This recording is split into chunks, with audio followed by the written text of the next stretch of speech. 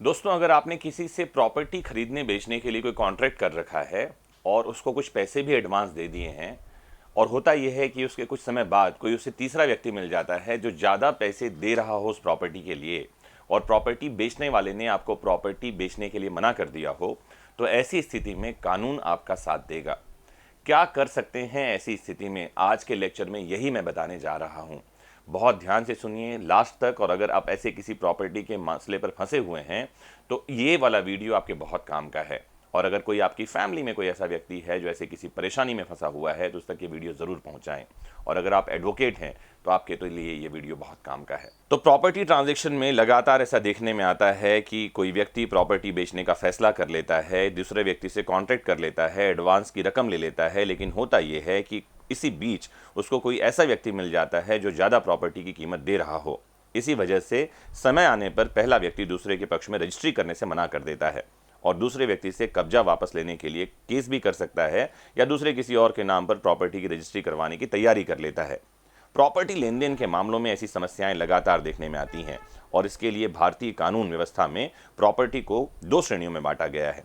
पहला जो है चल संपत्ति, जिसे कहा जाता है मूवेबल प्रॉपर्टी, और दूसरा है अचल संपत्ति, जिसे इमूवेबल प्रॉपर्टी कहा जाता है।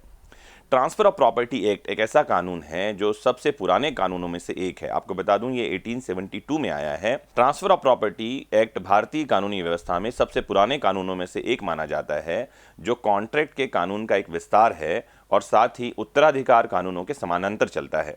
अपनी इमूवेबल प्रॉपर्टी को ट्रांसफर करने के लिए योजना बना रहे हैं अगर आप, तो इस अधिनियम के कुछ प्रमुख पहलुओं को जानना बहुत ज़रूरी है। सबसे पहली बात तो यह है कि ट्रांसफर ऑफ प्रॉपर्टी एक्ट लोगों और कंपनियों द्वारा इमूवेबल प्रॉपर्टी के ट्रांसफर पर लागू होता है। यह कानून लोगों द्वारा किए जाने वाले प्रॉपर्टी ट्रांसफर के मामलों पर भी लागू होता है, जैसे कि sale, lease, mortgage, exchange, gift, नीलामी आदि से जुड़े दावों पर यह कानून जो है हमारा लागू होता है।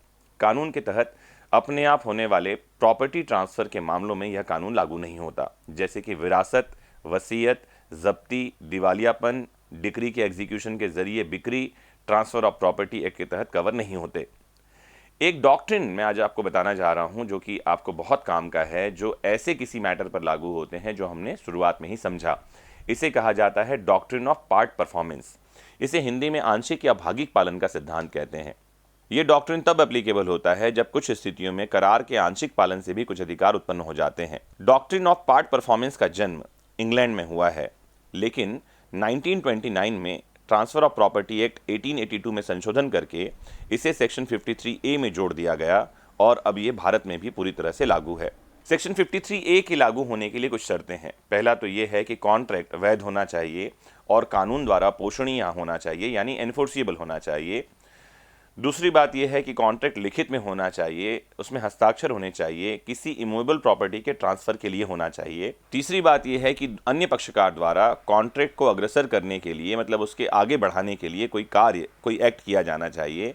और अंतिम महत्वपूर्ण बात यह है कि जो दूसरी पार्टी है वो कॉन्ट्रैक्ट के तहत अपने वचन का पालन कर चुकी हो या इसके लिए तैयार होनी चाहिए। जैसे इन बातों को एग्जाम्पल से समझा दूं, ए नाम के आदमी ने बी नाम के आदमी को कहा कि मैं आपको ये प्रॉपर्टी बेचना चाहता हूं। दोनों ने एक रिटन एग्रीमेंट कर लिया और दूसरी पार्टी से पहली पार्टी ने कुछ पैसे एडवांस ले लिए। ये हुआ कि उसने अपना पार्ट परफॉर्म कर दिया है।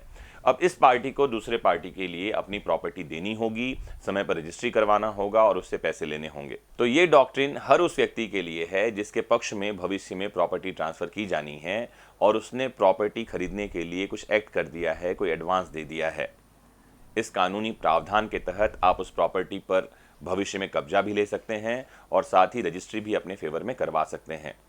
अपने नज़दीकी अधिवक्ता से मिलें जो सिविल मामलों में प्रैक्टिस कर रहा है, और उससे इस बारे में अवगत कराएं, और आगे की कार्यवाही कोर्ट में कैसे चलेगी आपकी मदद वो एडवोकेट करेंगे।